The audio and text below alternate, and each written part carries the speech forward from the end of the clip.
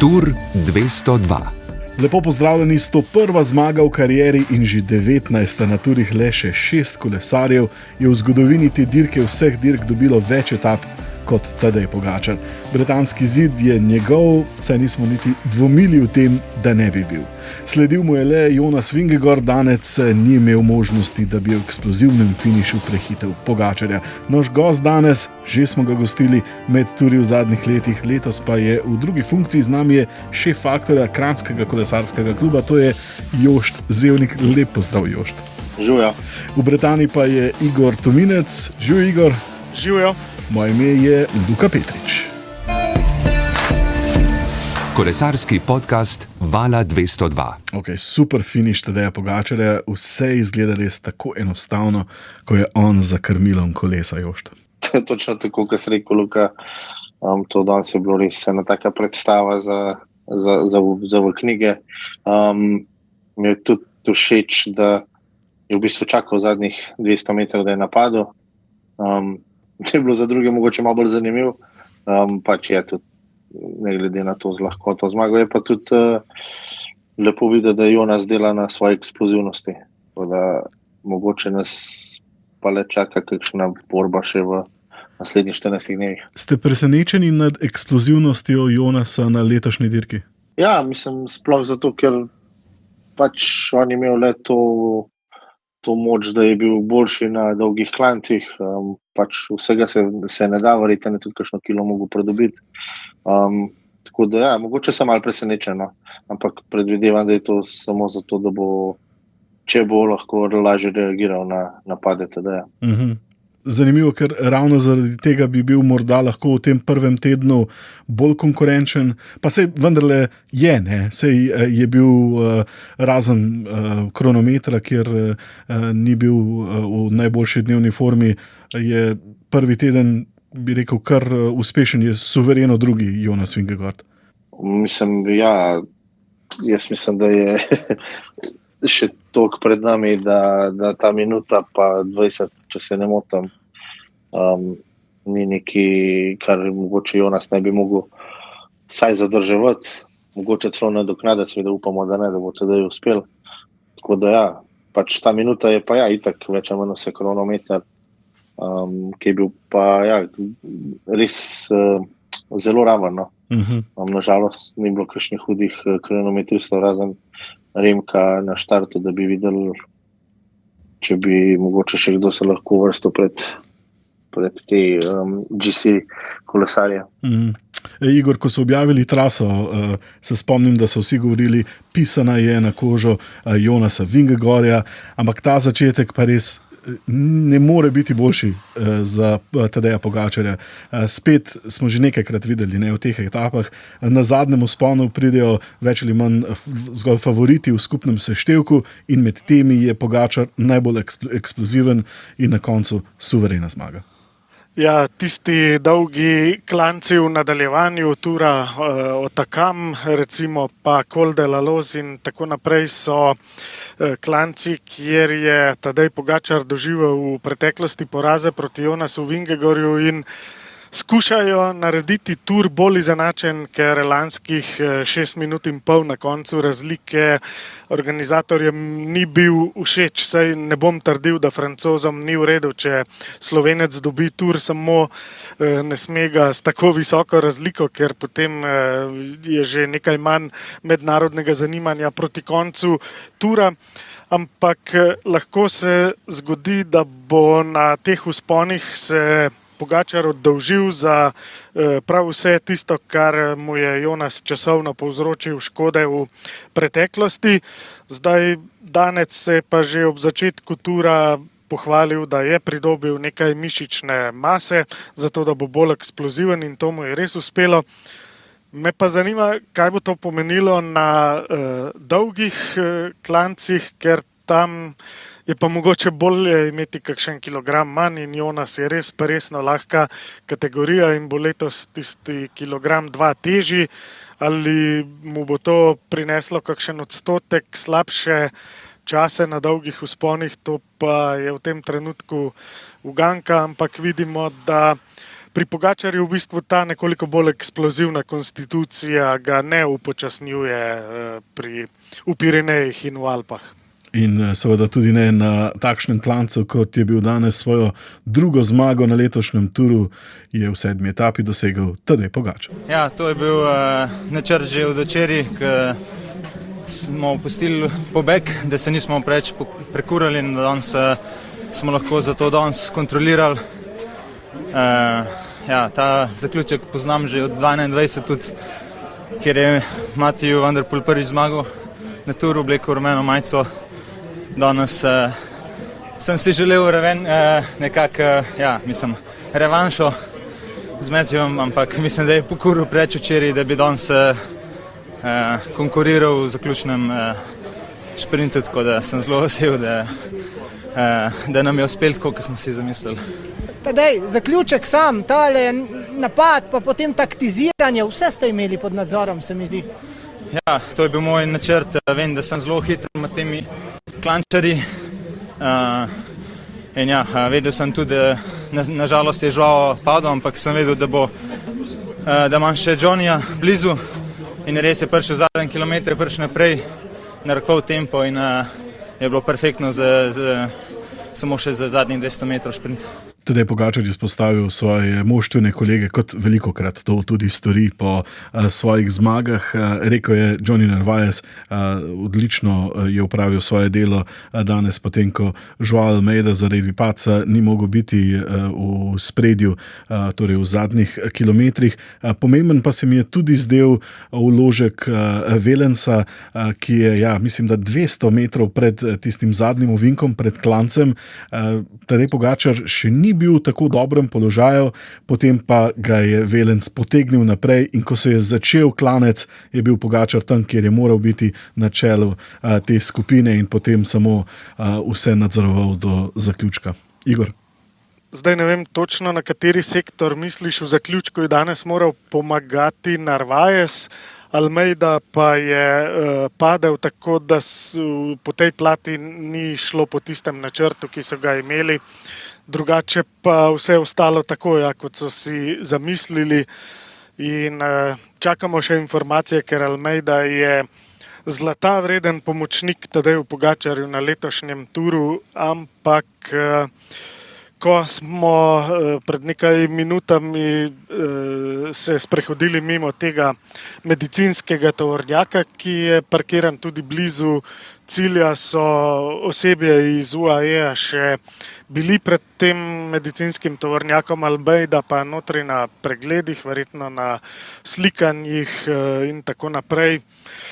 Tako da ne vem še, kaj se bo iz tega izcimilo. Samo upajmo, da bo Portugalec nadaljeval, ker je nepogrešljiv člen, skoraj nepogrešljiv člen v tem Pogačarjevem vlaku. Mislil sem, da predvsem tisto pred najhujšim, najbolj strmim začetkom tega britanskega zida, ko je bil uvinek in potem so začeli navkrebar. Tam se mi zdi, da je Wellens zelo dobro svoje delo opravil. Omenil si ta padec, kar moram reči, da televizijski prenos ravno v pravem času je bila kamera na motorju za to majhno skupino glavnine in ravno takrat kar hud pok se je tudi slišal in vsi so padli skupaj, sta bila najdlje na tleh, mislim, da 2 člana Bahrain Victoriusa, moštvena kolega Mateja Mohoriča.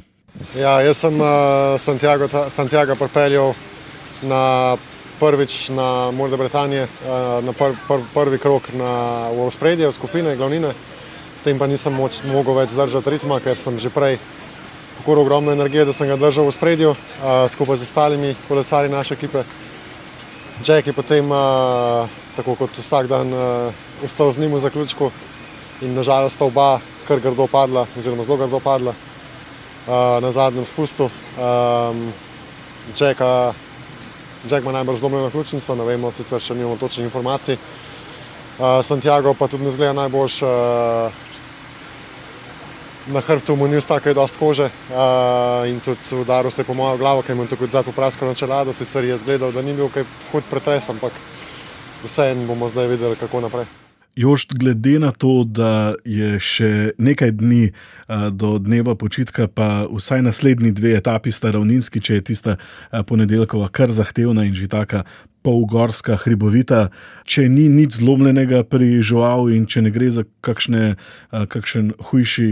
kakšno hujšo poškodbo, je vsaj dobro, da sta 2 takšni etapi, da bo morda imel dovolj časa, da se regenerira, tako če optimistično gledamo v naslednje dni.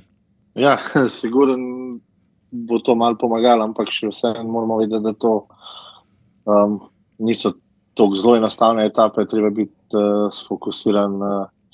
Mislim, da sta obe dolgi okrog 170 km, v teh koncih Francije, zdaj ta trenutek nekakšen je vreme, ampak če bo dež, če bo veter, bo kar dosti dela tudi za Tadejevo ekipo, ki pa je sicer zelo močna, tako da mislim, da v tem primeru z Almeido ne bo problem naslednje 2 dni, ampak pol pa mislim, da je če ne celo ključnih členov njegove ekipe za vzpone. Za vzpone, ki prihajajo torej v 2. in 3. tednu, najprej v Pirenejih, potem v Alpah. Prisluhnimo še športnemu direktorju ekipe UAE, to je Andrej Hauptmann. Pogovarjal se je z Miho Troštom. Andrej Hauptmann, čestitke, znova Tadej Pogačar, zmagovalec in v rumeni majici. Fantastičen dan za vami. Opišite nam malo, kakšen dan je za vami. Ja, super glede zmage, odlično.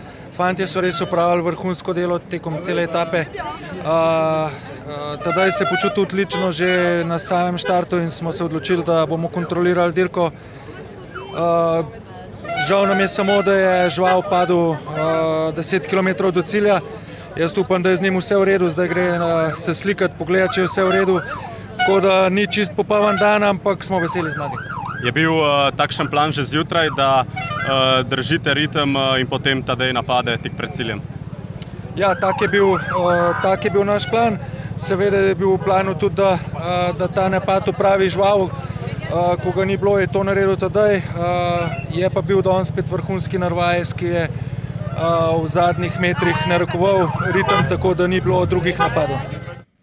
Igor, zdi se mi, da je bil eden od načrtov včeraj tudi, ko so skušali malce več prednosti prepustiti Mateju Van der Poelu, prej vodilnemu nosilcu rumene majice, da potem tudi v primeru današnje zmage Tadej Pogačar ne bi znova prevzel skupno vodstvo in ne bi imel vseh teh dodatnih obveznosti za opravljati po vsaki etapi, kar vselej mora storiti tisti, ki nosi rumeno majico, ampak se mi zdi pa, če mora to storiti zaradi potem, ko dobi etapo, da pa to z veseljem opravlja. Ne? Mislim, vse te obveznosti se mi zdi, da z veseljem naredi, če v zameno dobi torej etapno zmago.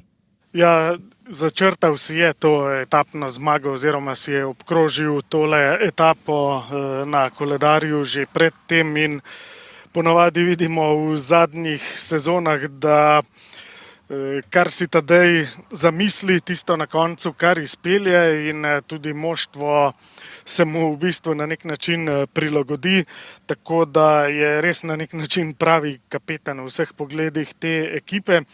Si je pa močno skušal skrajšati po etapi obveznosti danes, tako da videl sem, da je dal veliko manj intervjujev, tudi za slovenske medije 2 odgovora in se skušal čim prej odpraviti iz ciljnega prostora.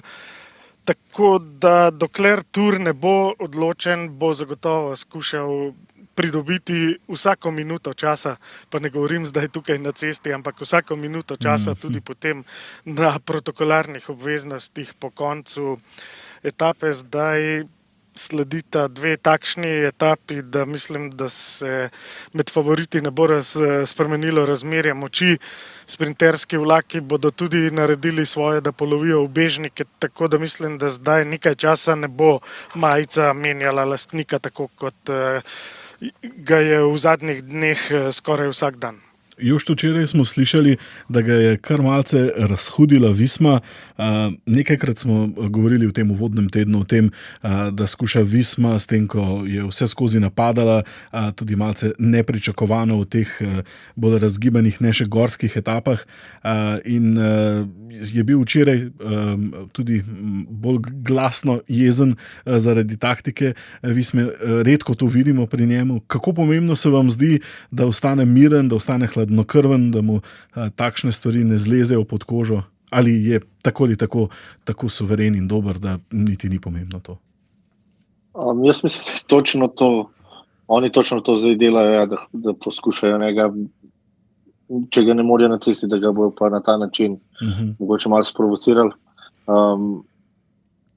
Pa mislim, da jim ne uspeva najboljš, ker imam občutek, da bo tedaj samo še bolj motiviran, da jim to ne uspe, pa da pač on to rumeno majico pripelje do cilja, ali pa da jo bo imel na cilju.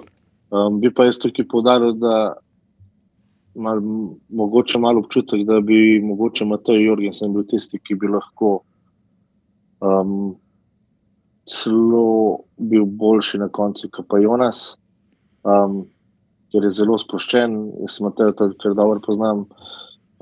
In pač on bo delal tisto, kar bo delal, prav, da mu je toliko težko, če pomaga Jonas, ali pa če bi mogel sam voziti na generalno, tako da mogoče igrajo kakšno tako karto, ki je nobene pričakuje. In morda bo Jorgensen še bolj pomemben zdaj v nadaljevanju, glede na to, da je Joao Almeida izpadel iz boja za skupno razvrstitev, torej da je precej minut izgubil in Visma lahko uporabi Jorgensena v takšnih posrednih napadih, da bi ga naprej poslala in morda na ta način vršila pritisk. In UAE bo zdaj težko z Almeido takšne napade pokril, ne? Definitivno, ja. Mislim, da je tukaj točno to, kar oni lahko se ta trenutek grejo, ker imajo 2 asa v rokavu, tako da plus to, da Matejo je dober na veter. Me ne skrbi, da bi tam, če bi bila kakršna koli etapa, da bi imel te težave, da ne ga ne bo zraven. Bi pa pač poudaril, da mogoče Visma ni toliko močna ekipa, ki je bila v preteklosti. Van Aert je tukaj pa je dober, ampak ni pa to Van Aert iz tistih let, ki je pa čez prelaze pelal Jonasa. Tako da mislim, da tudi drugi, ki so na štartu kot Sepp Kuss, ta trenutek, mislim, da niso v taki formi, ki so bili, lahko nas pa presenetijo, čisto. Ne bi bil presenečen, če igrajo kakšen pokar. Ja. Začetek počasen, konec pa hiter. Igor? Ja, vmes, ko tole snemamo, je prišla informacija o Almeidi, da ima počeno rebro na levi strani, da ima številne odrgnine, da pa nima pretresa možganov in kaj povezanega s tem. Tako da so zaenkrat sporočili, da naj bi zelo trpel, ampak da naj bi začel jutrišnjo etapo. To nam še enkrat več pomeni, mislim, nam pokaže, iz kakšnega testa so ti kolesarji, s kakšnimi vse poškodbami je Roglič v preteklosti že odpeljal etape Tura. Almeida pa s tem kaže še eno stvar, eno neomajno lojalnost do Pogačarjevega projekta in do svoje ekipe Emiratov. Seveda pa, če bo začel jutrišnjo etapo, še ni nujno, da jo bo lahko tudi končal. Bomo videli, pišejo, da ga bodo temeljito opazovali in vsekakor sproti odreagirali, če se bodo pojavile večje težave. Ampak sam osebno si sploh ne predstavljam, kako začeti etapo Tura, če imaš malo nalomljeno rebro. Počeno rebro pa Jošt iz svojih izkušenj v ekipah se ponavadi ne zdravi operativno, ampak se tako pasivno zdravi. Kar ne pomeni seveda, da je najbolje v tem primeru, da gre tekmovalec dirkati. Verjetno bi bilo zanj najbolje zdaj, da bi si privoščil počitek in rehabilitiral to poškodbo, ampak vsaj iz tega vidika pa bi lahko morda še ostali malce kanček optimistični, ne? Ja, definitivno. Jaz mislim, da pač probo bo. Drugega mu tukaj ne preostane. Ampak mislim, da z nalomljenim rebrom bo težko pariral na teh klancih, da bo pač dostojen pomočnik na koncu, lahko nas pa preseneti. Jaz pravim, da spet je odvisno, kje ima počeno, kje ima nalomljeno. Je pa pri rebrih tako, da lahko se to, če se še enkrat pade, poznamo bolj. Sploh, ker veliko lažji poč pride do kakšnega pneumotora. Mi smo imeli to izkušnjo v ekipi kar nekaj let nazaj. In potem je lahko stanje, situacija precej bolj resna, ne? Zelo, takrat je bila toliko resna, ja, da mislim, da v moji bivši ekipi tega ne bo nikoli več delali. Aha, si predstavljam torej, da je šlo celo za neko življenjsko ogroženost, tako resno? Mislim, ni bilo toliko resno, da bi bilo življenjsko ogroženo, ampak če bi pa mogoče ne bi pravilno reagirali v tistem momentu, bi pa lahko do tega prišlo. Veliko smo se pogovarjali o Primožu Rogliču v zadnjih dneh, tudi tokrat je v tej etapi zaostal 21 sekund, skupno je zdaj dobre 3 minute za Tadejem Pogačarjem, skupno na 9. mestu. Po etapi, ki se je rekordno hitro začela, najhitreje med vsemi mimogrede v zgodovini Tour de France, pa je Primož Roglič takole razmišljal. Težko je bilo, ponovno precej hiter štart, tem in pa ja, morda Britanije. Boljše je bilo, kot na zadnje, bom rekel, ali pa saj ja, občutki. Tudi če se pogleda ogromno število res navijačev in čas mi je bilo, ja, to doživeti in ja, se peljati, kakor hiter se pač lahko tule gor. Zdaj prihajate 2 lažji etapi. Se veselite, da bo šlo mogoče malce lažje, čeprav vem, da na dirki po Franciji ni lahke etape?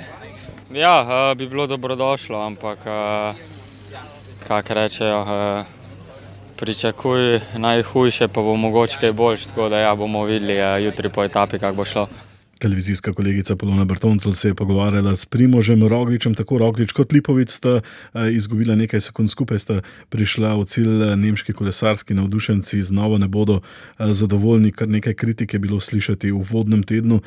Jošt, precej smo se torej pogovarjali o Primožu v zadnjih dneh, kaj pa vi menite? Verjamete, da lahko Primož obrne vse skupaj v gorah?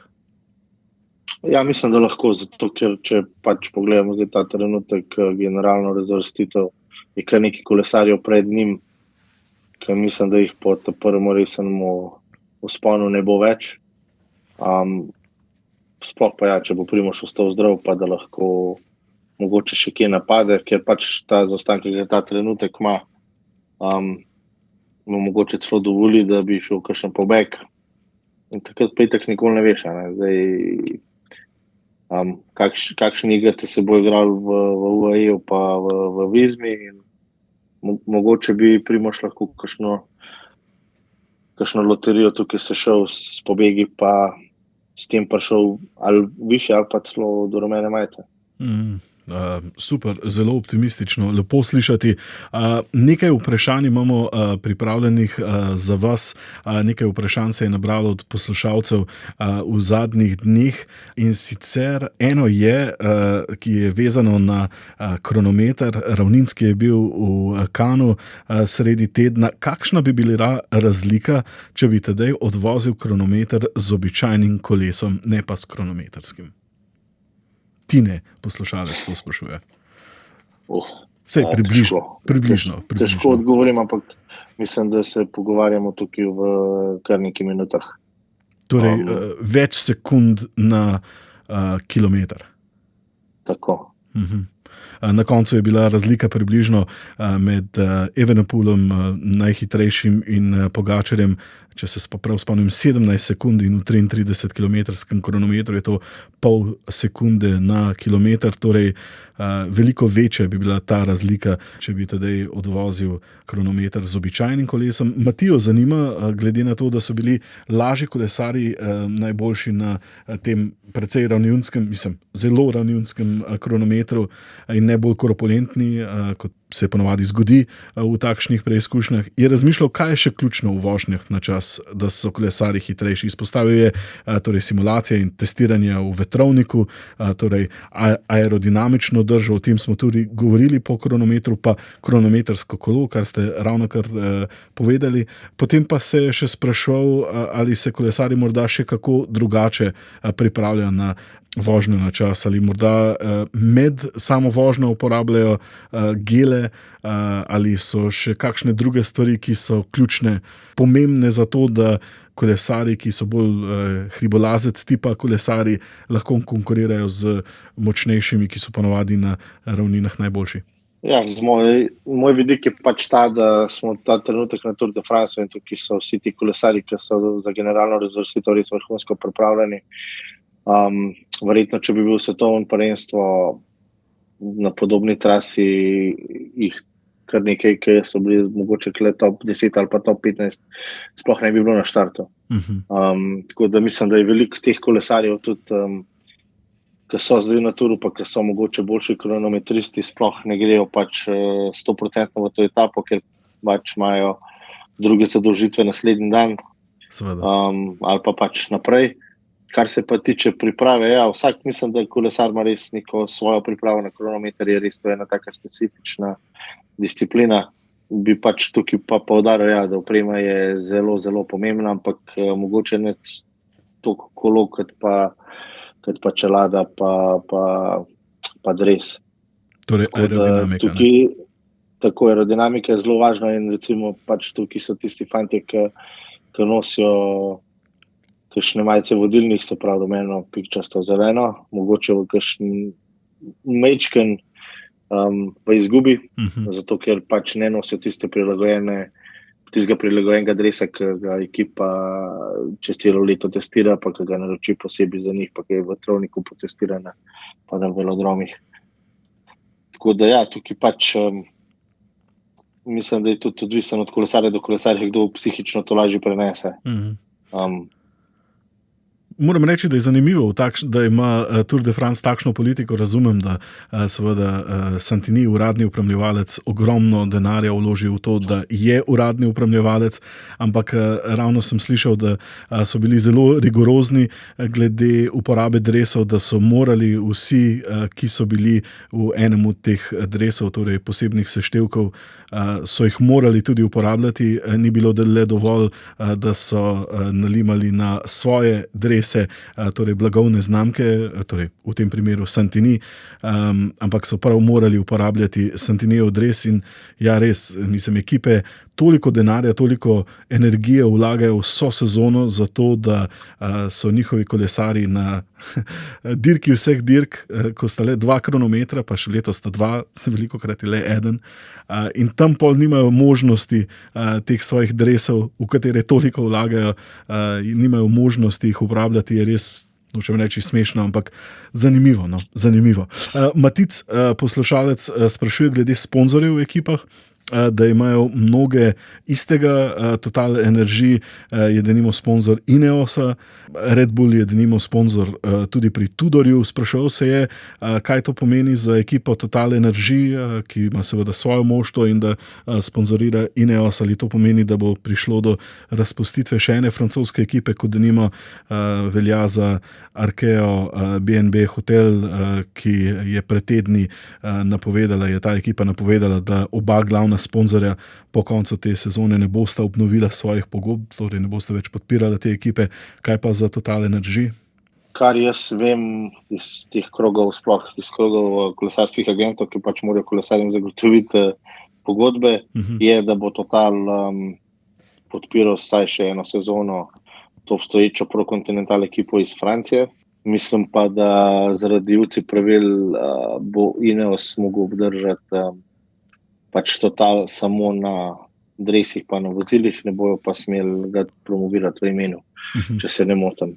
Torej ne morete. Kar se pa tiče Red Bulla, pa samo Kar. toliko vem, da je to v bistvu drug Red Bull, da Tudor sponzorira pač Red Bull iz Tajski Red Bull. Iz Švice. Ok. Ja, in še to mislim, da je samo ta del Red Bulla, ki se ukvarja samo s pijačo. Zdaj Red Bull, ki sponzorira ekipo, je pa pač konglomerat, ja, delajo marsikaj. Super.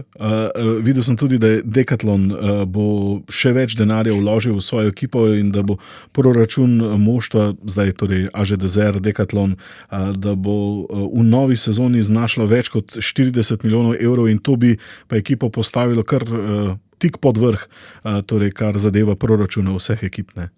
Ja, zelo zanimivo, pa super slišati, glede na to, koliko je pač v Franciji ta trenutek težav s sponzorji za ekipe. Je pa ja, Decathlon presenetljivo se odločil, da bo zapravil kar nekaj denarja. Ekipo so tudi odkupili, kakor se jaz spoznam, da so zdaj pač oni lastniki licence, lastniki ekipe, tako da lahko bi se z ekipo delajo kar hočejo, kar pa mislim, da je zelo pozitivno.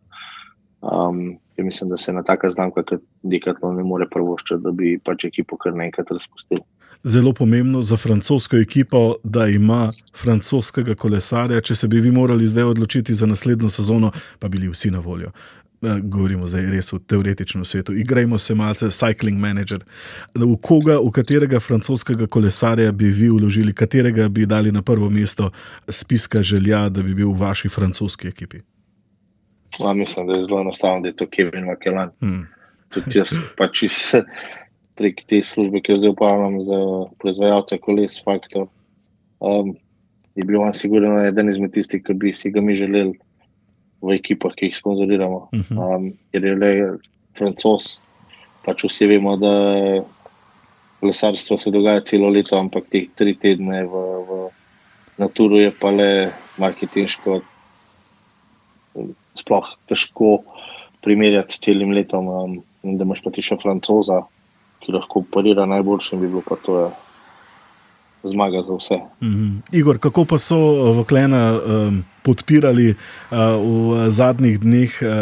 Etape so šle po njegovih krajih, a on je doma na severu Francije. Ja, seveda čudovita podpora.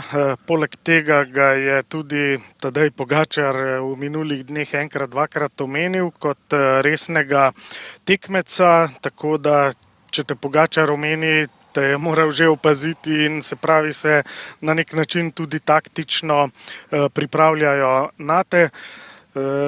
Se pravi, Kevin Vauclan je že na radarju, torej najmočnejših na letošnjem turu in verjetno bo kar dober v končnem seštevku letošnje dirke. Če pa se gremo kolesarskega menedžerja, bi potem, če bi jaz imel francosko ekipo, pripeljal še Lenija Martineza, ki je letošnja, mislim, da zelo dobra okrepitev Bahrajna, čeprav ne vem, na samem začetku tura zelo čudno vozi, eno etapo je odličen, eno etapo je nekonkurenčen.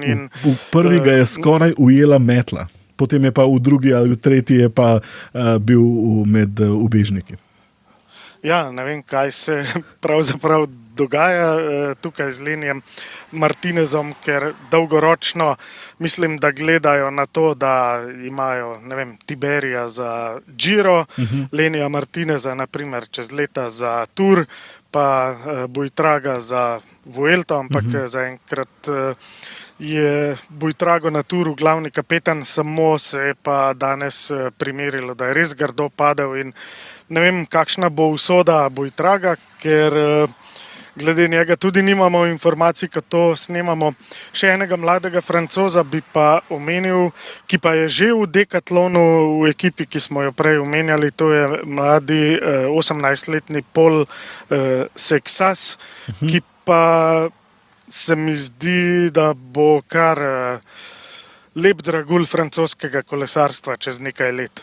Super. Je pa že na Dauphineji fantastično odpeljal s tistimi, ki so, mislim, pri 18 s tistimi, ki so že v samem svetovnem vrhu, tako da je pa res dobro predstavil.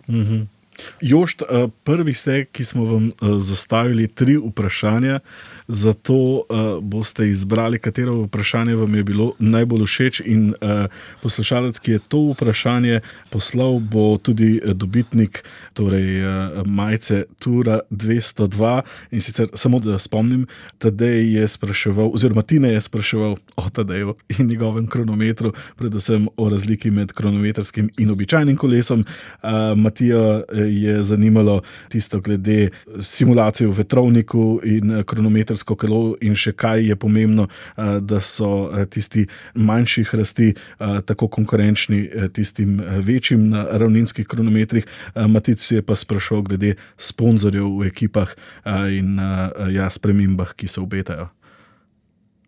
Pa dajmo kar tega zadnjega zbrati, ker se mi zdi, da je zelo zanimiv in mi je všeč, da gledalci spremljajo kolesarstvo tako podrobno, da vejo, o čem se gre v profesionalnem kolesarstvu ta trenutek. Odlično podpiramo. Matic, čestitke, majica Tura 202 je vaša. Majica našega podcasta pa lahko dobite tudi vi, ki nas zdaj poslušate. Super, da ste z nami. Če želite majico Tura 202, nam pišite Igorju ali meni na ime.priimek@rtvslo.si. Najboljše vprašanje, komentar, idejo pa bomo izbrali in vam poslali majico Tura 202. Moram reči, da veliko zelo toplih, prijaznih besed ste nam namenili v zadnjih dneh. Lepo je vse to prebrati. Veseli smo, da uživate ob Turu in tudi v poslušanju našega podcasta. Mnogi ste pa izpostavili tudi to, da vam je všeč letošnja novost, in sicer vsakodnevna reportaža. Konec tedna v soboto in nedeljo bomo bolj kulinarični. Miha Šval nas bo popeljal na Račjo farmo, pa na vinorodna območja Francije. Danes pa o surovini, ki je tudi živilo, a predvsem oblačilo. V Normandiji raste ena najstarejših gojenih rastlin na svetu, ki svojo skromnostjo in vzdržljivostjo že tisočletja oblači svet. Rastlino, ki cveti le nekaj ur, ne potrebuje pesticidov in je edina, ki se jo uporabi v celoti od semena do stebla. To rastlino bomo z Veroniko Gnezda spoznali na kmetiji Saint-Fa.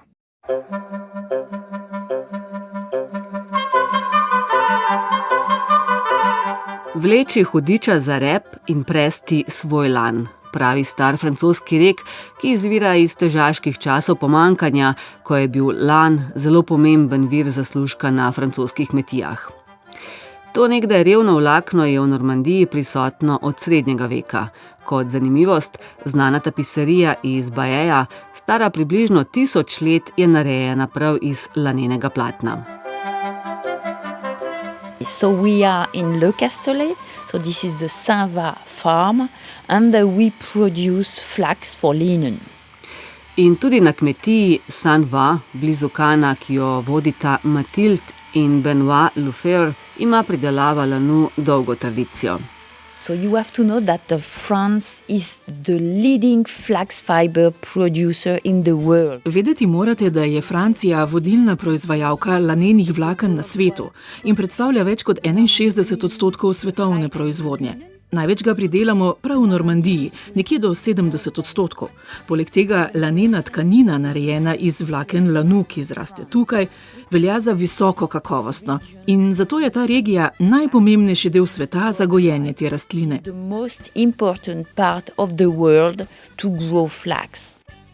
Francija skupaj z Belgijo in Nizozemsko sestavlja laneni pas, ki se razteza ob obali Severnega Atlantika in Severnega morja.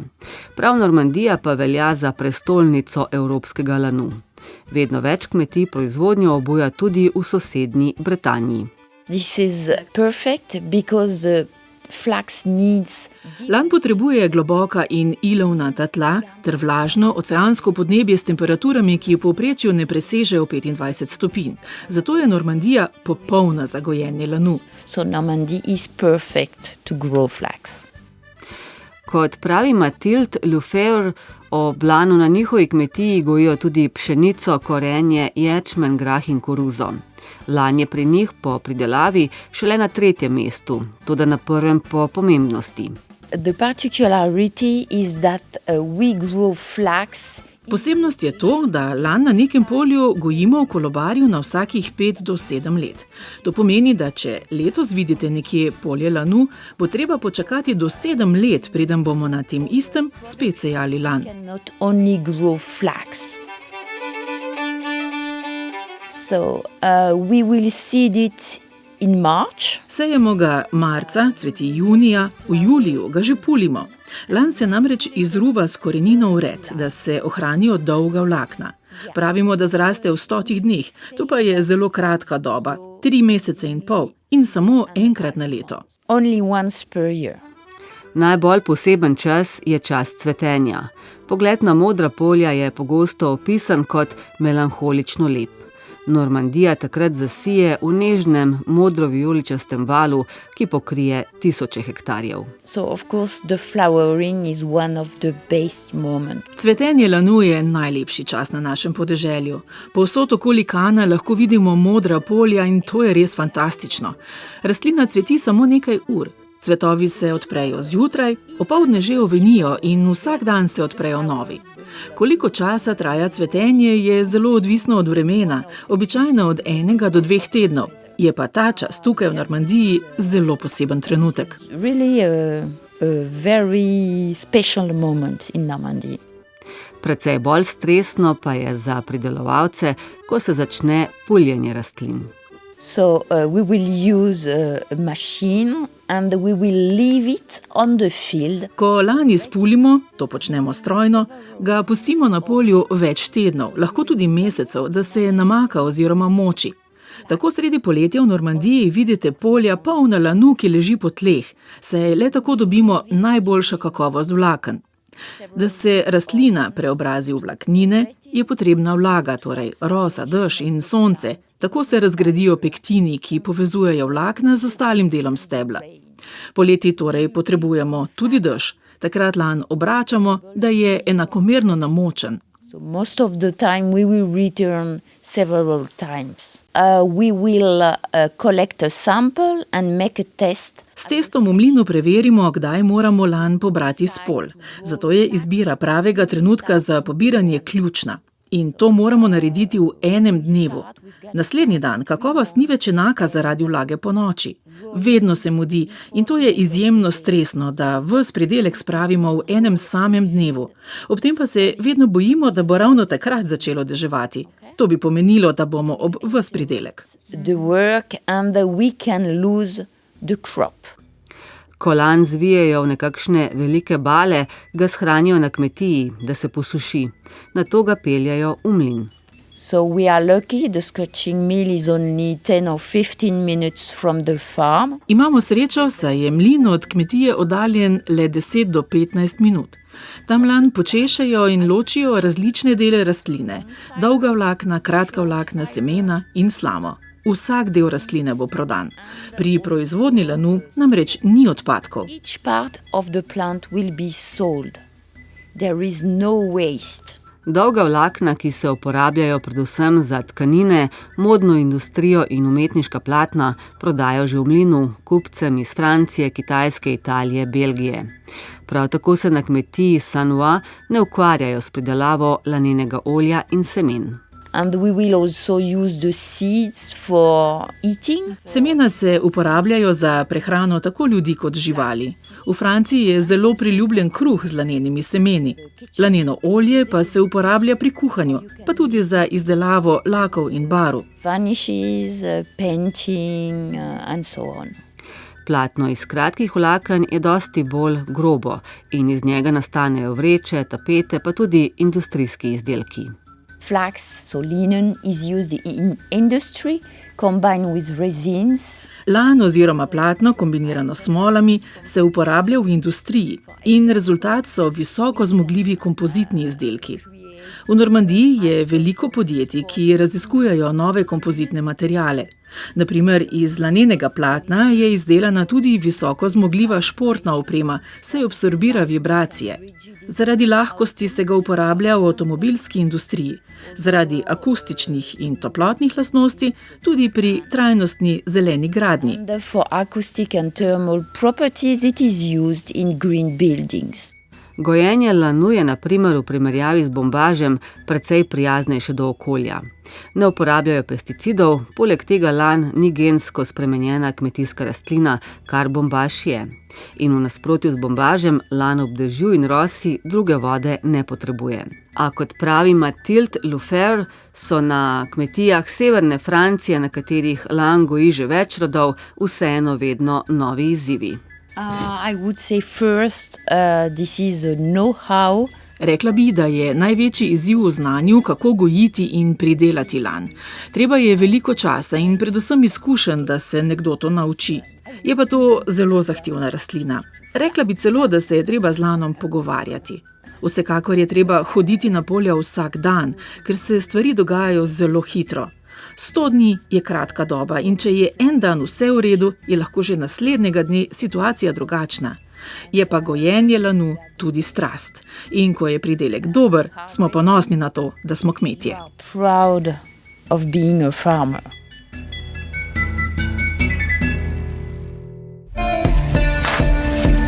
Kolesarski podcast Vala 202. 2 ravninski etapi nas čakajo ta konec tedna, nas čaka ta konec tedna. Moram reči, da sem kar malce presenečen, da je tako, da sta sprinterski etapi ob koncu tedna, ko je gledanost načeloma višja in so se precej trudili na Turu letos, da so naredili razgibane etape, zdaj pa bodo ob koncu tedna sprinterske. Bomo videli Jošt sprint jutri? Mislim, da ne. Mislim, da bo pobeg. Okay. Tam je šla moja teorija pogobe. Zakaj bo pobeg? Pač mislim, da je prav, da se da priložnost tudi tistim, ki so zato tam. Mislim, da bo jutri idealna etapa za to, sploh zato, ker imam občutek, da bi UAE bil zelo vesel, če lahko spustijo nekoga ven za 11 minut. Ker pol pa če naslednji dan pa ja. Mislim, da definitivno šprint. V nedeljo pa bo skoraj gotovo šprint. Kdo je najboljši sprinter za vas trenutno? Ja, v teh, ki so ostali, mislim, da je zelo zanimiv, moram reči, sploh po tem, ko je šel Jasper domov. Ampak mislim, da Tim Melier je definitivno najhitrejši ta trenutek. Mislim, da je to tudi pokazal. Ampak še vsem, jaz osebno upam na kakšen čudež, sploh zaradi moje prvotne službe. Igor?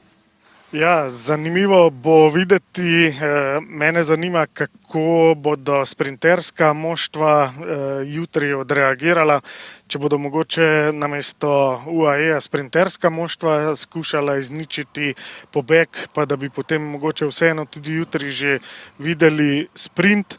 Ampak kar se je v zadnjih 2 dneh pokazalo je, naprimer pri Alpecinu so kar utrujeni na čelu zdaj s prvim zvezdnikom Matjejem Van der Poelom. Medtem ko vemo za Merlierjev Soudal je tako ali tako razdvojen med sprinterski del in med Remkov del. In če so vsi preveč utrujeni, potem bi se res lahko zgodilo, da bi bil večminutni pobeg uspešen na zaključku jutrišnje etape, ampak to je tisto, kar dela dirko zanimivo, kar si organizatorji so tudi želeli. Nekako jim je pa koledarsko tako prišlo med letošnjim turom, da bo državni praznik 14. julij na ponedeljek in do tega centralnega masiva, kjer si želijo uprizoriti res hudo etapo na državni praznik, to je nekaka tista tiha zakonitost vedno, ko projektirajo tur, da mora biti na ta dan Bastilije res vedno zelo resna, huda, atraktivna etapa. In če hočejo priti do tja, morajo enostavno narediti ob koncu tedna 2 zelo dolgi povezovalni etapi, oziroma nista etapi tako dolgi, kot so še tisti umestni transferi do starta, pa potem po cilju. In nekako morajo prekrižariti Francijo, da pridemo do centralnega masiva. Super, se že veselim tudi centralnega masiva, ampak na vse zadnje zdaj, predvsem jutri, da bomo videli, ali bo pobeg, ali bodo na koncu sprinterji odločali o tem, kdo bo najhitrejši. Jošt, hvala, ker ste bili znova z nami v podcastu Tour 202. Super, da ste si vzeli čas. Veliko sreče v nadaljevanju sezone v Kranju. Igor, hvala tudi tebi. Jutri bova znova skupaj, ko bi lahko bila ravninska etapa sprinterska ali pa bi lahko ubežniki prišli do nove etapne zmage. Z nami pa bo najboljši slovenski sprinter v svetovni seriji, to je Matevž Govekar. Uživajte, se slišimo. Tour 202.